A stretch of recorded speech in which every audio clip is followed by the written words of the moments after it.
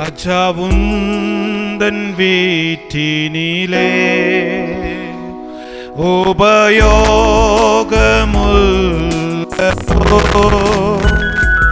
ராஜாவுந்தன் வீட்டினிலே உபயோகமுள்ளதோ,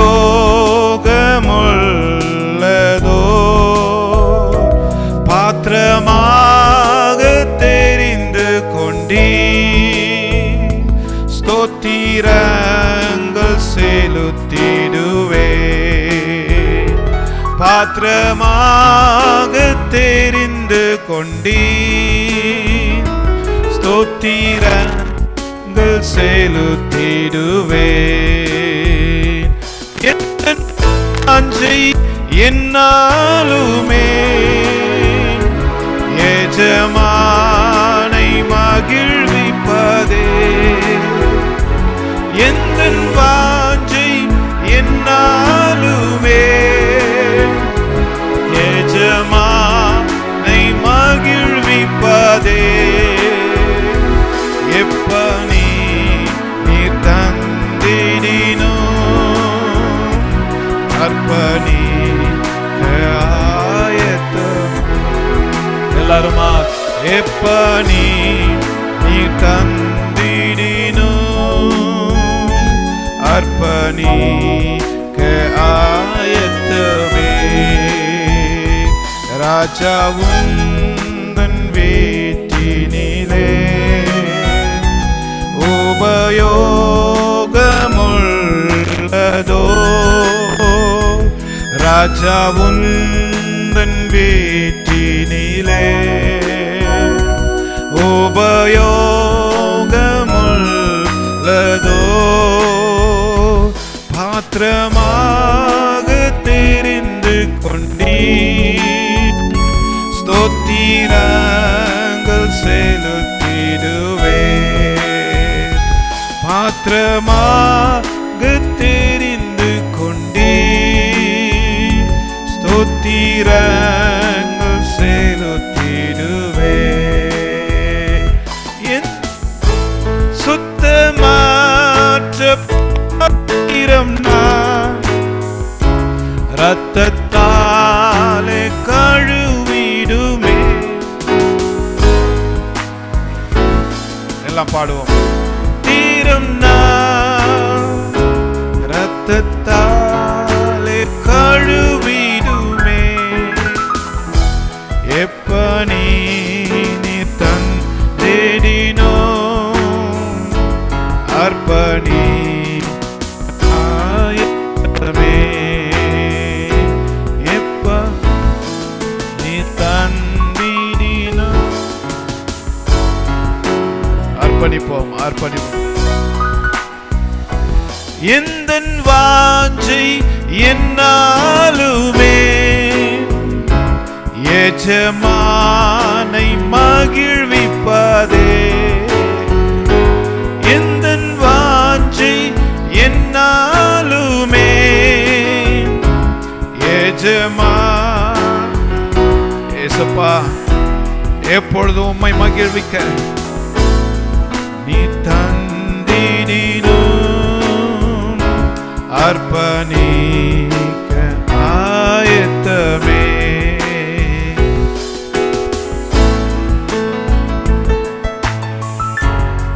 ஆமென். ஆயத்தமே. ராஜாவுந்தன் வீட்டினிலே ஆண்டவரை பார்த்து சொல்லுங்க, நான் உமக்காக வாழ்வாண்டவரே, உமக்காக நிற்பாண்டவரே. என் விசுவாசத்தை நான் உறுதிப்படுத்திக் கொள்வேன், வைராக்கியம் கொள்வேன், அர்ப்பணிக்கிறேன்னு சொல்லுங்க. அர்ப்பணிப்போம். என்னுடைய பலவீன விசுவாசம் மாறட்டும். தெரிந்து கொண்டீர்,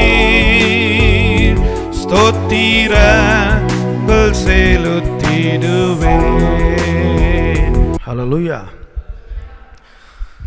I greet you all in the matchless name of the Lord Savior Jesus Christ this wonderful morning.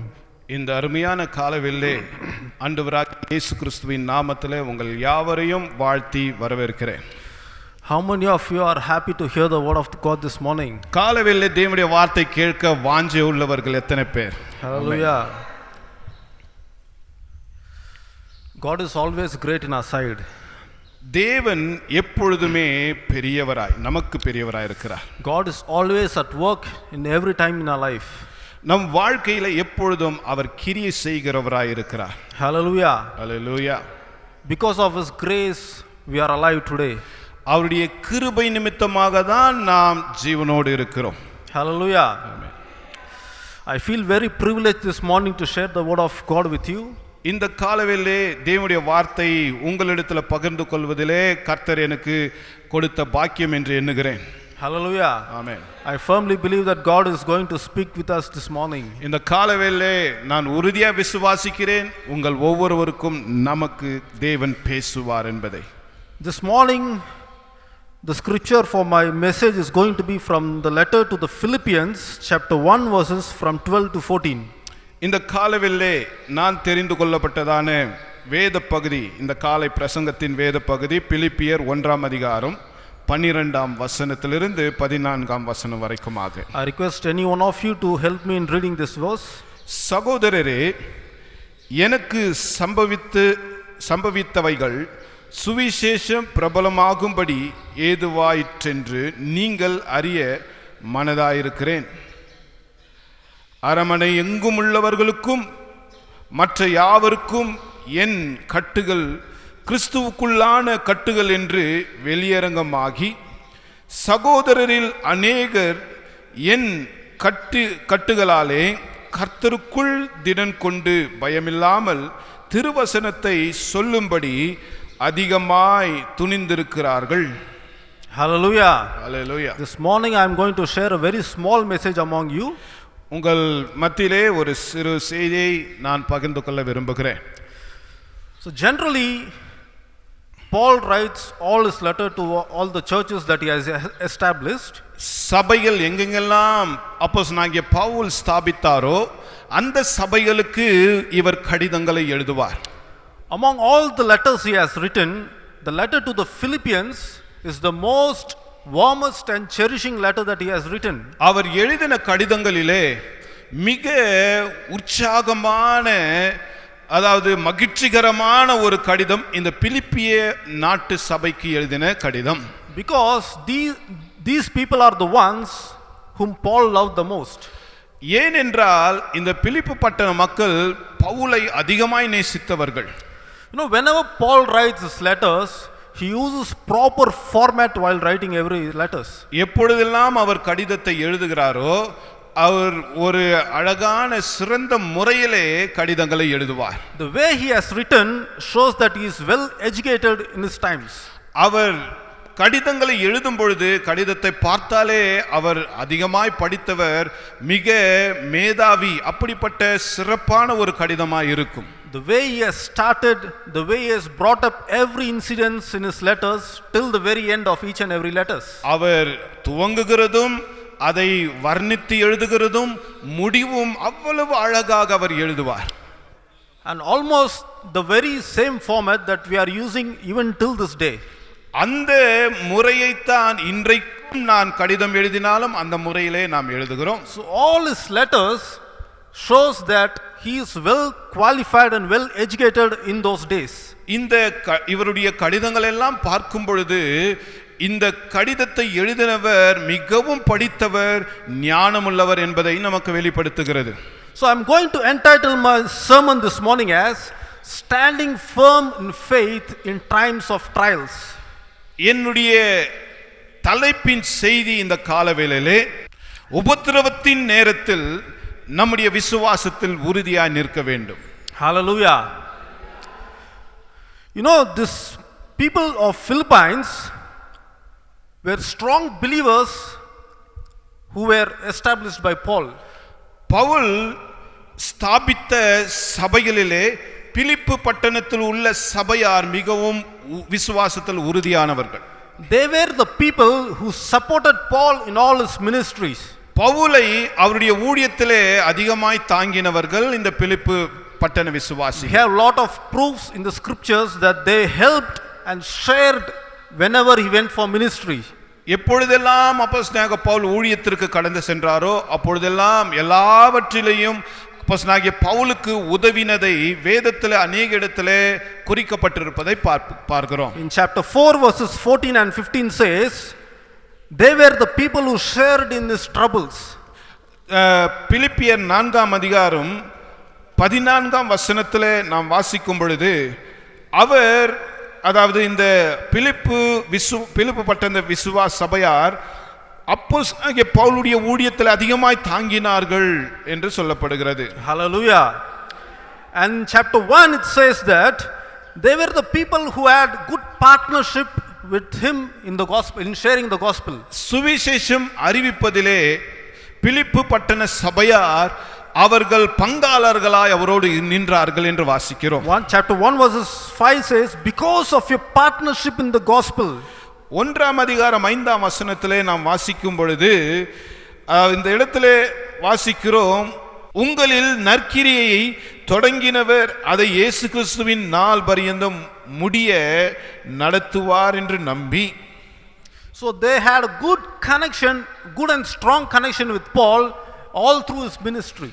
அவருடைய ஊழியத்தில், அப்போஸ்தலனாகிய பவுலுடைய ஊழியத்தில் இந்த பிலிப்பு சபையாருக்கும் அவருக்கும் அதிகமான தொடர்பு இருந்தது. இந்த இடத்திலே நற்கிரியை, உங்களுடைய நற்கிரியை என்று சொல்லுகிறார். Hallelujah.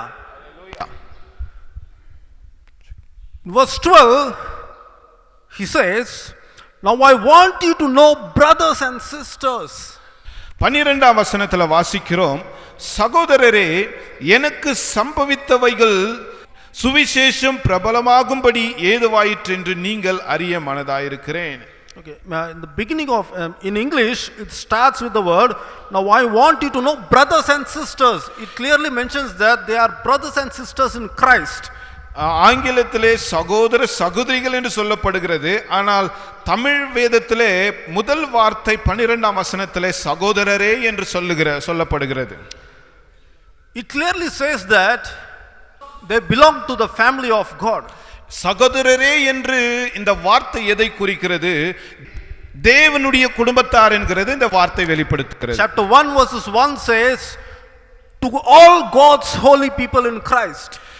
1ஆம் அதிகாரம் 1ஆம் வசனத்திலே நாம் இப்படியா வாசிக்கிறோம், கிறிஸ்துவுக்குள் ஊழியக்காரராகிய, ஆங்கில வேதத்திலே அதாவது பரிசுத்தவான்களுக்கு எழுதுகிறது என்று இந்த தமிழிலும் ஆங்கிலத்திலும் சொல்லப்படுகிறது. All the scripture verses says that they were very eager to serve the Lord. இந்த வசனங்கள் எல்லாம் எதை சொல்லுகிறது? இந்த பிலிப்பு பட்டண சபையார் தேவனுக்கு சேவை செய்ய வாஞ்சை உள்ளவர்களாய் இருந்தார்கள்.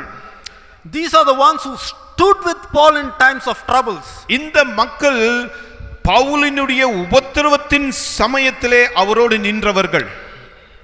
After all the word of greetings till verses 11, he starts with a good transition and he brings his focus to make known to the people of Philippians the kind of experience that he has gone through.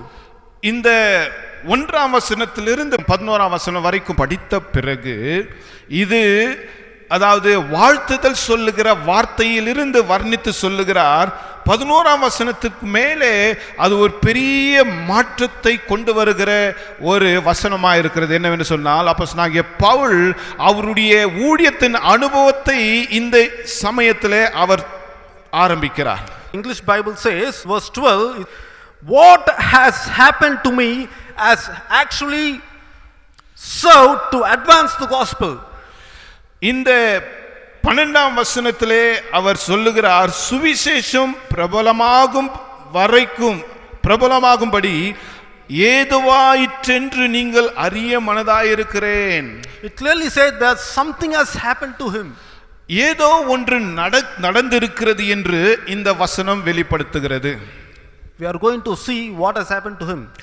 என்ன நடந்தது என்று நாம் பார்க்க போகிறோம். My first point is going to be his trials resulted in advancement of the gospel.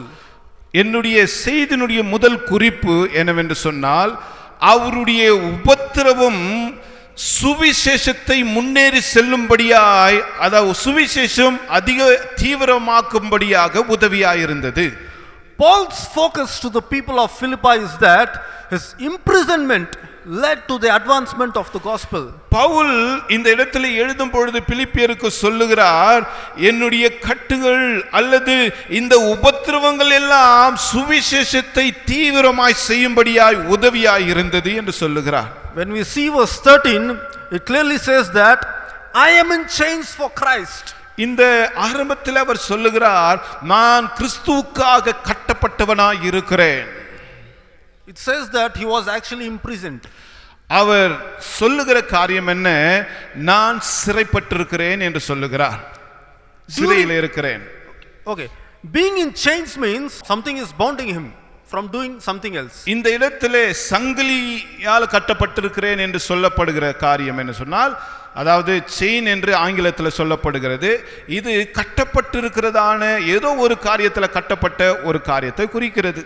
Generally, when someone is bound in chains, he cannot move forward to do anything. யாராவது கட்டப்பட்டிருந்தால், சங்கிலியால கட்டப்பட்டிருந்தால் எதையும் செய்ய அவரால் இயலாது. This verse 13 clearly says that I am in chains for Christ. 13ஆம் வசனத்திலே அவர் சொல்லுகிறார், என் கட்டுகள் கிறிஸ்துவுக்குள்ளான கட்டுகள் என்று வெளியரங்கமாகி இருக்கிறது என்று சொல்லுகிறார். This statement clearly says that something has bound him not to do the proclamation of Christ. கிறிஸ்துவை அவர் பிரசித்தம் பண்ணாதபடிக்கு ஏதோ ஒன்று கட்டி வைத்திருக்கிறது என்று அர்த்தம். Paul's imprisonment was not able to hinder or terminate his work in proclaiming the gospel. இந்த இடத்திலே சொல்லப்படுகிற காரியம் என்ன? என்னை கட்டி வைத்திருந்தாலும், நான் கட்டப்பட்டவனாய் இருந்தாலும் சுவிசேஷம் அறிவிக்கப்படுவதற்கு அது தடை இல்லை என்று சொல்லுகிறார். In verse 12 it clearly says that his imprisonments, that is what has happened to me, has actually served to advance the gospel. 12ஆம் வசனத்துல வாசிக்கிறோம், சகோதரரே, எனக்கு சம்பவித்தவைகள் சுவிசேஷ பிரபலமாகும்படிக்கு ஏதுவாயிற்றென்று நீங்கள் அறிய மனதாயிருக்கிறேன். What has happened to him is he was imprisoned. இது எதை குறிக்கிறது? என்ன சொல்லுகிறார் இங்கே? கொஞ்ச நாளைக்கு அவர் சிறையிலே வைக்கப்படுகிறார் அல்லது அவர் அடைக்கப்படுகிறார் என்று வாசிக்கிறோம். So all this incident, why he is writing such kind of thing in this verse is, the people of Philippi were actually helping him in every needs of his ministry. ஏன் இதை அவர்களுக்கு சொல்லுகிறார்? பிலிப்பு பட்டண மக்கள் பவுலுக்கு எல்லாவற்றிலும் எல்லா சமயத்திலும் அவரோடு துணையாயிருந்து உதவி செய்தவர்கள். And since they were helping him in every aspects of his ministry, he doesn't want them to come to a conclusion that the suffering he has gone through became a hindrance to proclaiming the gospel of Christ. இந்த இடத்திலே என்ன இந்த பிலிப்பு மக்கள் தெரிந்து கொள்ளும்படியாக பவுல் விரும்புகிறார்? நான் கட்டப்பட்டிருக்கிறேன் என்று சொன்னால், அவர் கட்டப்பட்டு ஒன்றுமே நடக்காத ஒரு காரியத்திலே அவர்கள் அறிந்து கொள்ள வேண்டும் என்றல்ல, நான் கட்டப்பட்டிருந்தாலும் நடக்க வேண்டிய காரியம் நடந்து கொண்டுதான் இருக்கிறது என்பதை அவர்கள் புரிந்து கொள்ளும்படியாக இதை எழுதுகிறார். Hallelujah. Amen. Because they were the ones who supplied everything that Paul needed. பவுலுக்கு வேண்டிய எல்லா காரியத்தையும் கொடுத்து உதவினவர்கள் பிலிப்பு பட்டண மக்கள். That we can read clearly in chapter 4 verses 15. 4ஆம் அதிகாரம் 15ஆம் வசனத்தில் அதை தெளிவாய் நாம் வாசிக்கிறோம். When no other churches helped Paul in his ministry, these are the people who helped him in his ministry. இந்த இடத்திலே அவர் இந்த பிலிப்பு மக்களுக்கு சொல்லுகிறார், யாரும் எனக்கு உதவி செய்யாதிருந்த பட்சத்திலே நீங்கள் என்னோடு சேர்ந்து எனக்காக ஊழியத்தில் உதவி செய்தீர்கள் என்று சொல்லுகிறார். At the time when he was bound up in chains, his chains turned out to be a great advantage for his work instead of suppressing him. இவர் கட்டப்பட்டிருக்கிறேன் என்று சொல்லுகிற காரியம் என்ன? அவர் கட்டப்பட்டிருந்தாலும் அந்த கட்டு அவருடைய சுவிசேஷ ஊழியத்தை அதிகமாய் செய்யும்படியாக அது உதவியாய் இருந்தது என்பதை அதிகமாய் வலியுறுத்தி வெளிப்படுத்துகிறார். Hallelujah. Hallelujah. See, this says that how strong his faith was in Christ. இது எதை வெளிப்படுத்துகிறது? அப்போஸ்தலனாகிய பவுலுடைய விசுவாசம் எவ்வளவு உறுதியான விசுவாசம் என்பதை வெளிப்படுத்துகிறது. See, this incident is clearly explained in Acts chapter 16. அப்போஸ்தலர் 16ஆம் அதிகாரத்திலே இந்த சம்பவத்தை தெளிவாய் வெளிப்படுத்துகிறது. பாருங்கள். Acts chapter 16 verses from 22 and till the end. அப்போஸ்தலர் 16ஆம் அதிகாரம் 22ஆம் வசனத்திலிருந்து கடைசி வசனம் வரைக்குமாய் நாம் வாசிக்கும் பொழுது இதில் வாசிக்கிறோம். Verse 12 says, he went to Philippi. 12ஆம் வசனத்திலே அப்போஸ்தலர் 16ஆம் அதிகாரம் 12ஆம் வசனத்திலே வாசிக்கிறோம், அவர் பிலிப்புக்கு பட்டணத்துக்கு போகிறார். So we are going to see what kind of trial he had faced. என்ன விதமான உபத்திரவத்தை இவர் சந்தித்தார் என்று பார்க்க போகிறோம். So because of his powerful ministry he was doing, he was stripped and he was severely flogged. அவர் வல்லமையான ஒரு ஊழியம் செய்து கொண்டிருந்தார். அது நிமித்தமாக அவர் மகா உபத்திரவம், அதாவது அடிக்கப்பட்டு துன்புறுத்தப்பட்டார் என்று இந்த இடத்துல வாசி. So it clearly says that he was severely flogged and put into prison. அவர் மிகவும் கொடுமைப்படுத்தப்பட்டு சிறையில் அடைக்கப்பட்டார் என்று இந்த இடத்துல வாசிக்கிறோம். No, but the zeal he had for God did not hinder him from proclaiming the gospel. இவ்வளோ உபத்திரவத்தை அடிச்சு அவருடைய ஆடை கிழிச்சு கூட சிறையில் போட்டா கூட அவர் கிறிஸ்து மேல வைத்த விசுவாசம் உறுதியா இருந்தது. அது அவர் அந்த சுவிசேஷ ஊழியத்துக்கு தடையாகவே இல்லை.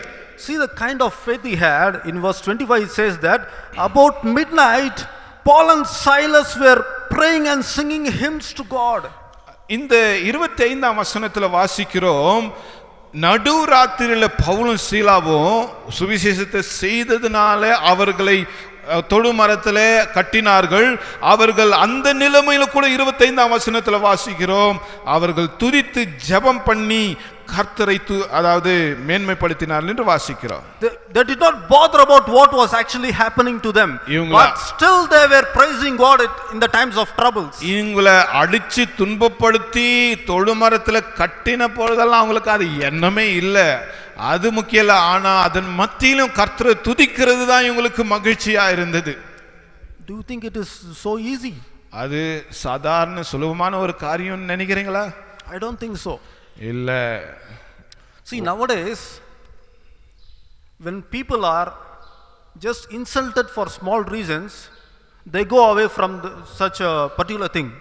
அதாவது இந்த காலத்துல ஏதாயிலும் யாரனா நம்ம கேவலப்படுத்திட்டா, ஏதோ ஒரு புண்படுகிற வார்த்தையை சொல்லிட்டா அந்த இடத்தை விட்டு போயிடுறோம், அந்த சூழ்நிலைமை விட்டு போயிடுறோம், கோச்சின்னு போயிடுறோம். See, what has happened to Paul is something unimaginable. நம்ம யோசிக்க முடியாத, சிந்திக்க முடியாத காரியம் பவுலுக்கும் இந்த இடத்துல ஏற்பட்டிருக்கிறதை நம்ம பார்க்கிறோம். See, he was stripped and beaten with rods. அவருடைய வஸ்திரத்தை கிழித்து அவர்களை அடித்தார்கள் என்று வாசிக்கிறோம். He bore such a pain for Christ. கிறிஸ்துவுக்காக இவ்வளவு மகா, அதாவது நோவை அவர் ஏற்றுக்கொண்டார். You know what miracle has happened after this? இதற்கு பிறகு நடந்த அற்புதம் என்ன தெரியுமா? When they were praising God in the times of their troubles, suddenly there was such a violent earthquake. அவருடைய உபத்திரவத்தின் மத்தியிலே கர்த்தரை துதித்துக் கொண்டிருக்கிற சமயத்திலே ஒரு பெரிதான இடிமுழக்கம் ஏற்பட்டதை பார்க்கிறோம். No, because of their zeal for Christ, God started working mightily. கிறிஸ்துவின் மேலே அவர்கள் வைத்திருக்கிற அந்த விசுவாச வைராக்கியத்தினாலே கர்த்தர் மகா பெரிய பயங்கரமான காரியத்தை செய்தார். No, if you could read verses 26 is there, it says that the foundations of the prison were shaken. 26ஆம் வசனத்தில் வாசிக்கிறோம், சடுதியிலே சிறைச்சாலையின் அஸ்திபாரங்கள் அசையும்படியாக பூமி மிகவும் அதிர்ந்தது. You know, can you imagine the gates of prison, the foundations of the prison was not something very easy to move. சிறைச்சாலையின் அஸ்திபாரம் அவ்வளோ பலவீனமா வீக்கா இருக்காதுன்னு நான் நினைக்கல. அது உறுதியான ரொம்ப ஸ்ட்ராங்கான அஸ்திபாரமா இருக்கும். See, too many people who have stolen something, too many frauds and so many imprisoners. You might know what kind of people will be imprisoned. See, such a people will be safeguarded in way that nothing can be done to those gates. ஜெயில எல்லாம் போய் பார்த்துக்கிறீங்களா? சிறைச்சாலையில் அவங்க திருடன்களை கொலை செய்கிறவனுங்க குற்றவாளிகளை போட்டு அவங்களுக்கு ஒரு வாழை மதில் எவ்வளோ பெருசாக கட்டுறாங்க, அவ்வளோ பெருசாக கட்டுற அந்த வாழை அவன் தப்பிச்சு போயிடக்கூடாதுன்னு அந்த அந்த அந்த செவுறு அவ்வளோ கட்டணும்னு சொன்னால் அது எவ்வளோ உறுதியாக கட்டணும். அப்படிப்பட்டதான ஒரு அஸ்திபாரம் சிறையின் அஸ்திபாரம். You know, just this, can you imagine when the church gate is been latched, can you open it without opening the latch? இந்த தாழ்பால், இந்த கதவுடைய தாழ்பாலை போட்டுட்டா, outer gate, iron gate. வெளியில இருக்கிற இந்த இரும்பு கதவை நீங்க போட்டுட்டா அவ்வளவு ஈஸியா உள்ள வந்துட முடியுமா? அது தாழ்பால் எடுக்காம. Just imagine, after all, this is a simple iron gate which cannot be opened without opening the latch. Just imagine the prison gates cannot be opened so easily. இன்றைக்கு இந்த நம்ம சபை வெளியில் இருக்கிற இந்த கேட்டு, சாதாரண இந்த இரும்பு கேட்டை தாழ்பால் போட்டுட்டா திறக்க முடியாது. ஆனால் இந்த சிறைச்சாலையினுடைய கதவு எவ்வளோ பெரிய தாழ்பால் போட்டு எவ்வளோ ஸ்ட்ராங்காக வச்சிருக்கணும் பாருங்க. See, but the power of God had made everything to get opened and the prisoners were able to go outside very easily. கர்த்தருடைய வல்லமையோ அந்த பெரிய தாழ்பாலையும் கதவுகளையும் அஸ்திபாரத்தையுமே அசைக்கும்படியாய் திறக்கும்படியாய் செய்தது. That's the power of God. Hallelujah. அதுதான் தேவனுடைய வல்லமை. ஆமென்.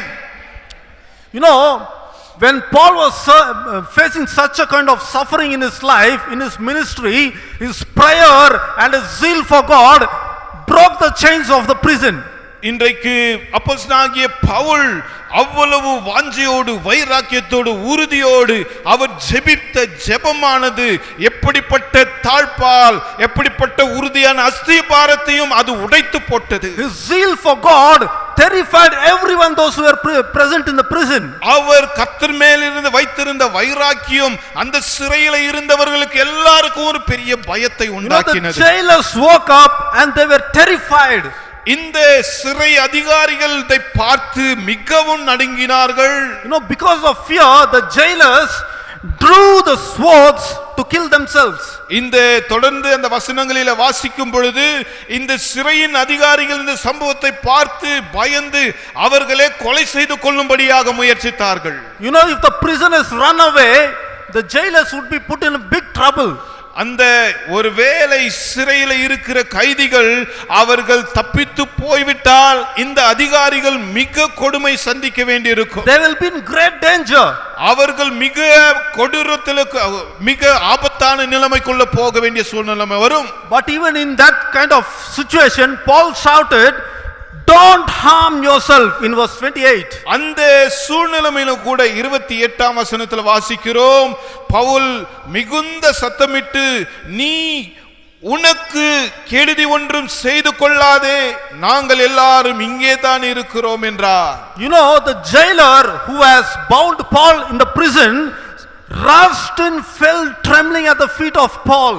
இந்த சிறை அதிகாரி பவுலை சங்கிலினால கட்டின அதே அதிகாரி, அதே நபர் இந்த சம்பவத்தை பார்த்தவுடனே பவுலுக்கு முன்பாக நடுநடுங்குகிறார். You know, the power of God has made the enemies of Paul to fall at his feet.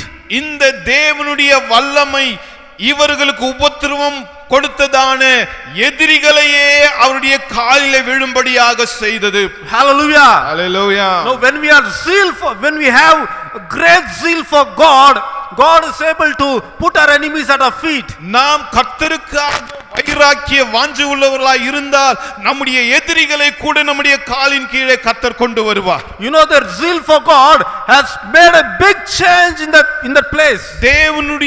தேவன் மேலே நாம் வைராக்கியம் விசுவாச வைராக்கியமாய் இருந்தால் எப்படிப்பட்ட கட்டுகளையும் கர்த்தர் மாற்றுவார், உடைத்து போடுவார். You know what has happened after that? இதற்கு பிறகு என்ன தெரியுமா? The jailers who were bound I mean the jailers who were in charge of keeping up all the prisoners came to him and said, what should we do to be saved? இங்க பாருங்க என்ன நடந்தது இதற்கு பிறகு.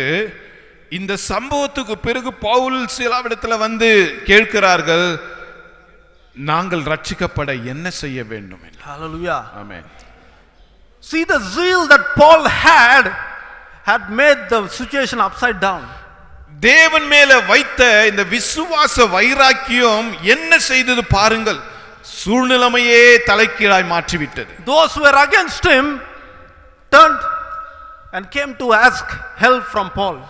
இவருக்கு விரோதமாய் இருந்தவர்கள், கோபமாய் இருந்தவர்கள் எல்லாம் இப்பொழுது எல்லா தலைகீழாய் மாறி மனம் திரும்பி பவுலிடத்துல வந்து நாங்கள் என்ன செய்ய வேண்டும் தலைவர்கள் ஐயரே என்று கேட்கிறார்கள். In verse 34 it says, the one who had bound Paul brought him into his house and set a meal before them, and he did everything what Paul needs.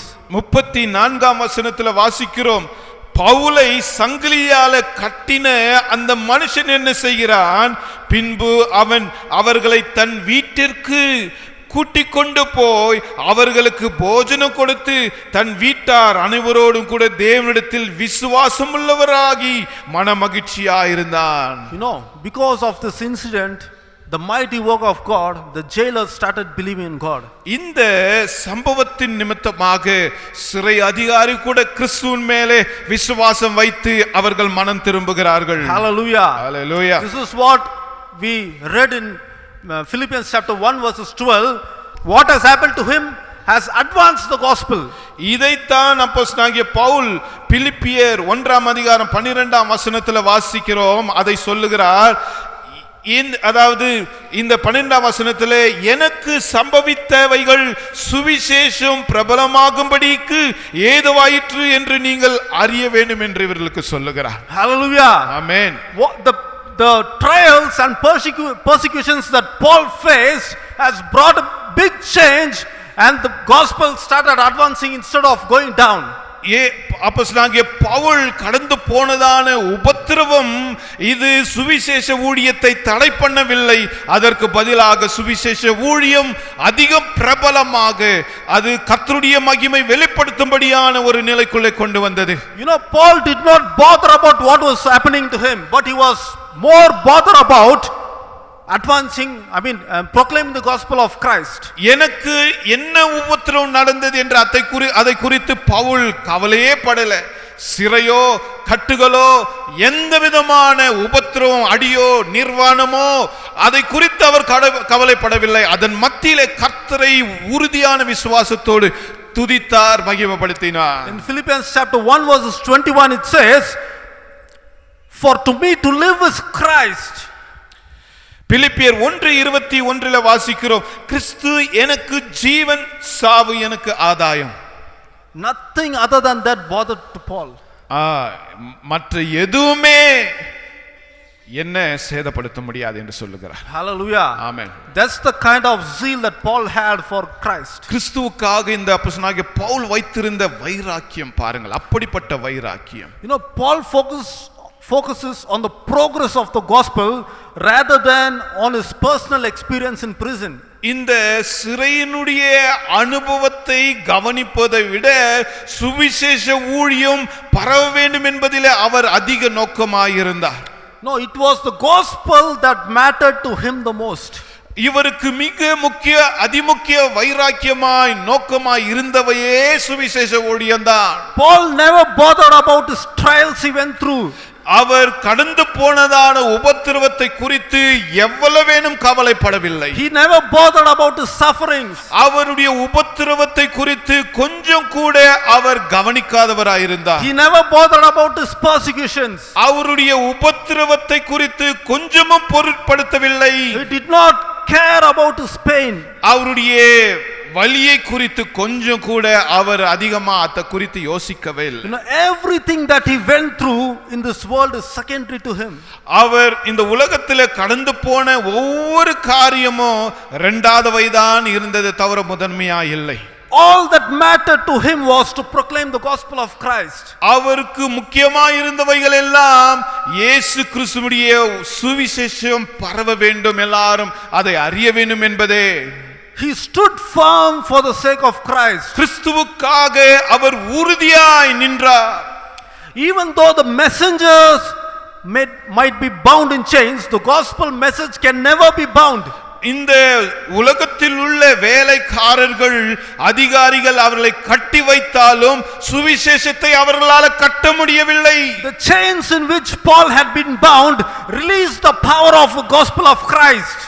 கிறிஸ்துவினுடைய சுவிசேஷ ஊழியம் அவரை கட்டி வைத்திருந்த கட்டுகளையே உடைத்து போட்டது. Paul's focus on Christ made the negativity become positive.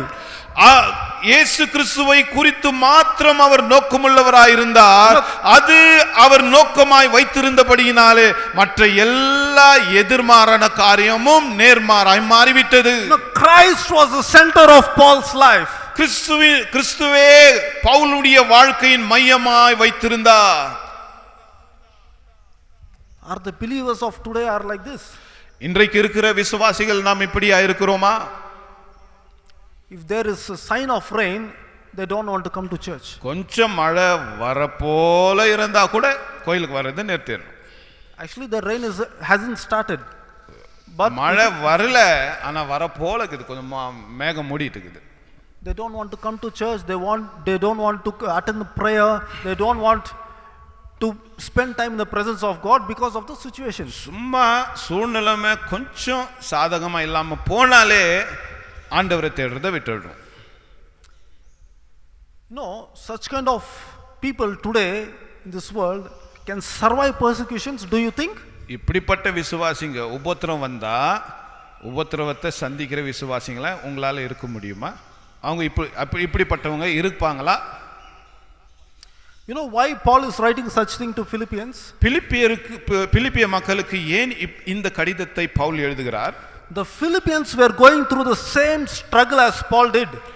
Pavul கடந்து போன அதே சூழ்நிலைமையில தான் இந்த பிலிப்பு பட்டண மக்களும் கடந்து போய் கொண்டிருக்கிறார்கள். The last verse of chapter 1 says, since you are going through the same struggle you saw I had. இந்த 1ஆம் அதிகாரம் பிலிப்பியர் புத்தகத்திலே 30ஆம் வசனம் கடைசி வசனம் இப்படியா சொல்லுகிறது, நீங்கள் என்னிடத்திலே கண்டதும் எனக்கு உண்டென்று இப்பொழுதும் கேள்விப்படுகிறமான போராட்டமே உங்களுக்கும் உண்டு என்று சொல்லுகிறார். You know, they were not in chains and in prison. அவர்கள் சிறையிலேயோ அல்லது சங்கிலியிலே கட்டப்பட்டவர்களாவோ இல்லை. But they were facing great oppositions for the faith of Christ. ஆனால் இந்த பிலிப்பு பட்டண மக்கள் கிறிஸ்துவை விசுவாசிக்கிறதுனால மகா உபத்திரவத்தை சந்தித்துக் கொண்டுதான் இருக்கிறார்கள். Paul gave them courage by giving them a positive result from his imprisonment. அவருடைய சிறையின் அனுபவத்தை வைத்து நீங்கள் கிறிஸ்துவின் மேலே இதன் மத்தியிலும் கூட நான் உறுதியா இருக்கிறேனே, அப்படியாய் நீங்களும் விசுவாசத்தில் உறுதியா இருக்க வேண்டும் என்று மக்களுக்கு சொல்லுகிறார். They were strong in their faith. அவர்கள் விசுவாசத்தில் உறுதியா இருந்தார்கள். They were zealous for Christ. கிறிஸ்துவுக்காக வைராக்கியமுடையவர்களாய் இருந்தார்கள். They did all their best to serve the Lord. தேவனை சேவிக்கும்படியாக எல்லா காரியங்களையும் செய்தார்கள். They gave all their best to build the kingdom of God. தேவனுடைய ராஜ்யத்தை கட்ட அவர்களாலே எவ்வளவு சிறப்பாய் செய்ய முடியுமோ அவ்வளவு வைராக்கிய சிறப்பாய் செய்தார்கள். No, such kind of believers are hard to find in today's church. இந்த காலத்துல இந்த காலகட்ட சபையிலே இப்படிப்பட்ட வைராக்கிய கிறிஸ்தவர்களை பார்ப்பது மிக அரிது. Hallelujah. Hallelujah. Okay, my second point is going to be the outcome of his trials emboldened others to proclaim the gospel of Christ. என்னுடைய செய்தியினுடைய இரண்டாவது குறிப்பு என்னவென்றால், இந்த சுவிசேஷத்தினுடைய பிரதிபலன் என்ன? மற்றவர்களும் சுவிசேஷத்தை அறிவிக்கும்படியான ஒரு சூழ்நிலைமை உருவாக்குகிறது. Now in verse 14 it says that, and because of my chains most of the brothers and sisters have become confident in the Lord, and they're all the more to proclaim the gospel without fear. 14ஆம் வசனம் பிலிப்பியர் 1:14 சொல்கிறது, சகோதரர்கள் அநேகர் என் கட்டுகளாலே கர்த்தருக்குள் திடன் கொண்டு பயமில்லாமல் திருவசனத்தை சொல்லும்படி அதிகமாய் துணிந்திருக்கிறார்கள். You know what has happened to Paul has emboldened other people to share the gospel without fear. பவுலுக்கு என்ன நடந்தது பாருங்கள். பவுலுடைய உபத்திரவம் மற்றவர்களும் இதை கண்டவர்கள் மற்றவர்களும் இதனாலே சவாலாக்கப்பட்டு சுவிசேஷத்தை அறிவிக்கும்படியாக தைரியம் கொண்டார்கள்.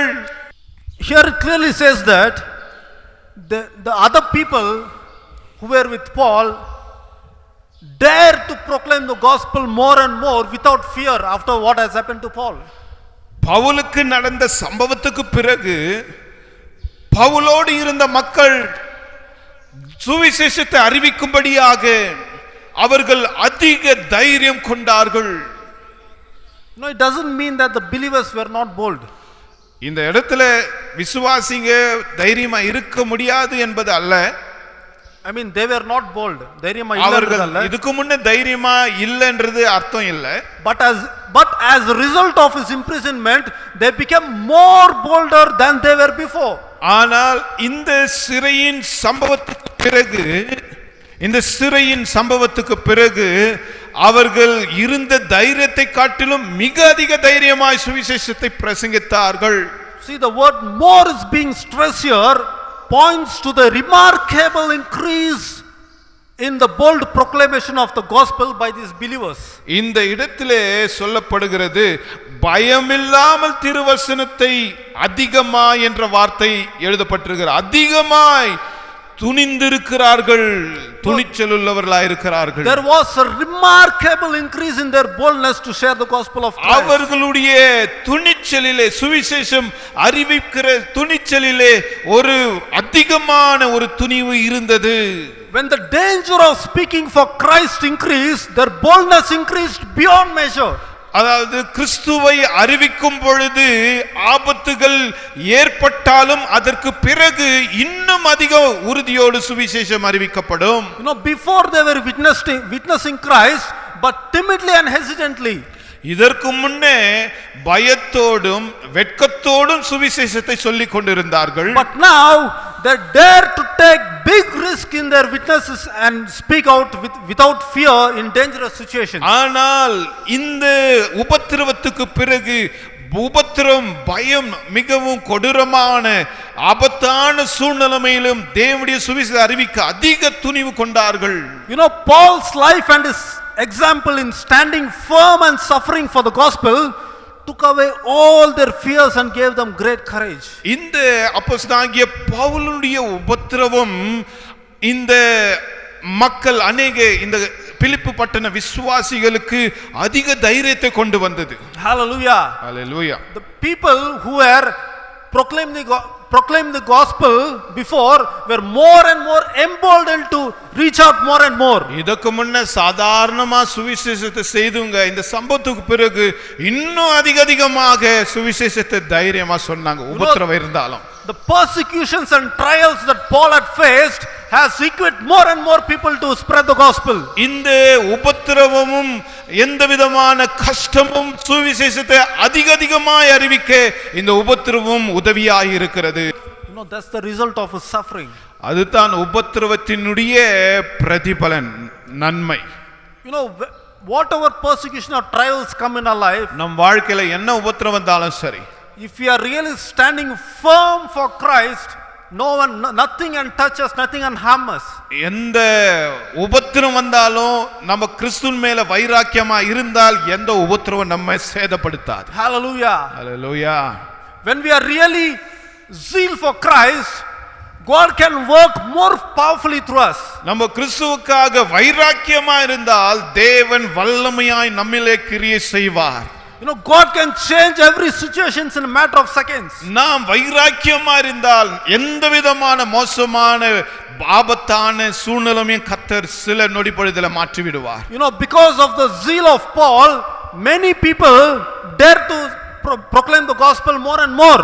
அந்த பவுலுடைய வாஞ்சையின் நிமித்தமாக அநேக மக்களும் சுவிசேஷத்தை தைரியமாய் துணிச்சலாய் சொல்லும்படியாக தைரியம் கொண்டார்கள். Same thing can happen if we believers, if this generation, if the older generation started being like what Paul did, definitely there can be a change in the new generation. இன்றைக்கு இருக்கிற அல்லது அதிக நாளாய் விசுவாசிகள் என்று சொல்லிக் கொண்டிருக்கிற நீங்கள் வைராக்கியமாய் துணிச்சலாய் கர்த்தருக்காய் இருந்தால் உங்களை பார்த்து உங்கள் பின்னால வரக்கூடிய அடுத்த சந்ததி உங்களுடைய வைராக்கியத்தை பார்த்து பின்பற்றாது ஏதுவாய் இருக்கும். Definitely there can be a great change happening in our place. நிச்சயமாக ஒரு பெரிய மாற்றத்தை நம்மத்திலே காண முடியும். If we really are stronger in our faith, if we start working more for Christ, we can make a big change in our society. நாம் வைராக்கியம் உள்ளவர்களாய் இருந்தால் நிச்சயமாகவே கர்த்தருக்கு வைராக்கியமாய் ஊழியம் செய்ய முடியும். கர்த்தருடைய சமூகத்தில் அநேகரை கொண்டு வரவும் மாற்றத்தை கொண்டு வரும் கர்த்தர் நம்மை உபயோகப்படுத்துவார். If we set a strong example before a younger generation, they can definitely come and rise for Christ. நம் வரப்போகிற சந்ததிக்கு நாம் நம்முடைய விசுவாசத்திலே மாதிரிகளாய் இருந்தால் வரப்போகிற சந்ததியும் விசுவாசத்திலே உறுதியாய் காணப்படும். Everything depends upon the faith that we have to set an example to others. ஒவ்வொரு விசுவாசமும் மற்றவர்களுக்கு நம்முடைய விசுவாசமும் விசுவாச வைராக்கியமும் மற்றவர்களுக்கு அது மாதிரியாய் இருக்கிறது. Hallelujah. Hallelujah. There is no doubt that persecution is going to come very shortly. சந்தேகமே இல்லை. விசுவாசிங்க கெத்செமனே சபை விசுவாசிங்க கவனிங்க. சந்தேகமே இல்லை, சீக்கிரமா உபத்திரம் வரப்போகுது. You know, சபைக்கு வரப்போகுது. we are seeing all the signs that is going to come. உபத்திரம் வர்றதுக்கு எல்லா விதமான சாத்தியங்களும் நம்ம இப்போ எல்லா விதத்துலையும் மொபைல்லையோ அங்கங்கே கேட்டுட்டு தான் இருக்கிறோம். எல்லாம் வந்துட்டு இருக்குது, சபையை நெருங்கிட்டு இருக்குது. விசுவாசிங்களுடைய விசுவாசத்துக்கு நெருக்கமா இருக்குது உபத்திரம். Unless we are strong in our faith and stand firm for the sake of Christ, we cannot assure that we can resist that persecution. Stand firm in that persecution. கிறிஸ்துவுக்காக நம்முடைய விசுவாசத்துல உறுதியாய் இல்லாவிட்டால் எந்த உபத்திரம் வந்தாலும் நம்மால நிற்க முடியாது. பின்வாங்கி போவோம், இயேசுவை மறுதலிப்போம், பரலோகத்துல காலை வைக்க முடியாது. நித்தியமான நரகம் தான். You know, we need to take everything as a challenge and resist Satan that is hindering us. எல்லாவற்றையும் சவாலா எடுத்து பிசாசு கொண்டு வருகிற தடைகள் எல்லாம் மேற்கொள்ளணும். Amen. Amen. God bless you all. கர்த்தர் உங்களை ஆசீர்வதிப்பாராக. உமக்காகத்தானே ஐயா உயிர் வாழ்கிறேன் ஐயா, உமக்காகத்தானே ஐயா நான் உயிர் வாழ்கிறேன் ஐயா. இந்த உடலும் உள்ளமெல்லாம் அன்பர் உமக்காகத்தானே ஐயா. இந்த உடலும் உள்ளமெல்லாம் அன்பர் உமக்காகத்தானே ஐயா. பரலோக பிதாவே, இந்த காலவேளையிலே நீர் எங்களோடு பேசின இந்த வார்த்தைகளுக்காக நன்றி செலுத்துகிறோம். அப்போஸ்தலனாகிய பவுல் பிலிப்பு எழுதின நிருபத்திலே சொல்லுகிறார், பிலிப்பு பட்டம் விசுவாசிகளுக்கு சொல்லுகிறார், என்னுடைய உபத்திரவம் உங்களுக்கு மாதிரியாக இருந்தது. என்னுடைய உபத்திரவம் சுவிசேஷத்தை தடை பண்ண முடியவில்லை. என்னுடைய உபத்திரவம் சுவிசேஷத்தை அறிவிக்க அது ஏதுவாய் இருந்தது. இன்றைக்கு அப்படிப்பட்ட விசுவாச வைராக்கியம் இந்த சபையிலே எங்களுக்கு உண்டாக வேண்டும். சிறு சிறு காரியத்திற்கெல்லாம் சாக்கு போக்கு சொல்லுகிற இந்த அவிசுவாசம் உள்ள பேருக்கான கிறிஸ்தவம் இந்த சபையில மாறணும். வைராக்கியமுள்ள கிறிஸ்தவர்களாய், பவுலை போல வைராக்கியமுள்ள கிறிஸ்தவர்களாய், ஆண்டவரே பிலிப்பு பட்டண விசுவாசிகள் போல விசுவாசத்திலே உபத்திரவத்தின் மத்தியிலே வைராக்கியமாய் நாங்கள் கிறிஸ்துவுக்காய் நிற்க எங்களுக்கு உதவி செய்யும். இந்த காலவெளியிலே தேவனுடைய வார்த்தை கொடுத்த பிள்ளையை ஆசீர்வதியும், இன்னும் வல்லமை அடுத்து உபயோகப்படுத்தும். இந்த சத்தத்தை கேட்ட யாவரையும் நீர் ஆசீர்வதிப்பீராக. கர்த்தருடைய பிரசன்னம், கர்த்தருடைய வல்லமை எங்கள் மத்தியில் அதிகமாய் காணப்படட்டும். தேவாவியானவரே, இந்த உபத்திரவ நாட்களிலே எங்களுடைய விசுவாசத்தை நாங்கள் உறுதிப்படுத்திக் கொள்ள எங்களுக்கு கொடுத்திருக்கிற ஒவ்வொரு கிருபைகளையும் நேரங்களையும் வாய்ப்புகளையும் தருணங்களையும் உபயோகப்படுத்திக் கொள்ள அடியார்களுக்கு கிருபை செய்யும் ஆண்டவரே. நீர் கொடுத்திருக்கிற இந்த நேரத்தையும் தாளந்துகளையும் உடைமைகளையும் உமக்காக நாங்கள் கொடுக்க, உம்முடைய ராஜ்யத்தில் முதலீடு செய்ய எங்கள் விசுவாசத்தை நாங்கள் உறுதியாக நிற்க எங்களுக்கு உதவி பாராட்டும். இந்த சபை கடைசி வரைக்கும் கர்த்தருக்காய் நிற்க வாலிப பிள்ளைகள் சிறியோர் பெரியோர் யாவரும் உறுதியாக இருக்க கர்த்தர் கிருபை செய்வீராக. கொடுத்த கரங்களை ஆசீர்வதியும். கர்த்தருக்காக காணிக்கை கொடுத்த உம்முடைய பிள்ளைகள் அதற்கேற்ற பலனை தாரும். இயேசுவின் நாமத்தில் பிதாவே, ஆமென். நம்முடைய கர்த்தராகிய இயேசு கிறிஸ்துவின் கிருபையும் பிதாவாகிய தேவனுடைய அன்பும் பரிசுத்த ஆவியானவருடைய அன்பினைக்கும் சமாதானம் சந்தோஷம் நம் அனைவரோடும் இன்றைக்கும் என்றைக்கும் சதா காலம் தங்கியிருப்பதாக. ஆமென். என் ஆத்துமாவே கர்த்தரை ஸ்தோத்திரி, என் முழுமே பரிசுத்த நாமத்தை ஸ்தோத்திரி.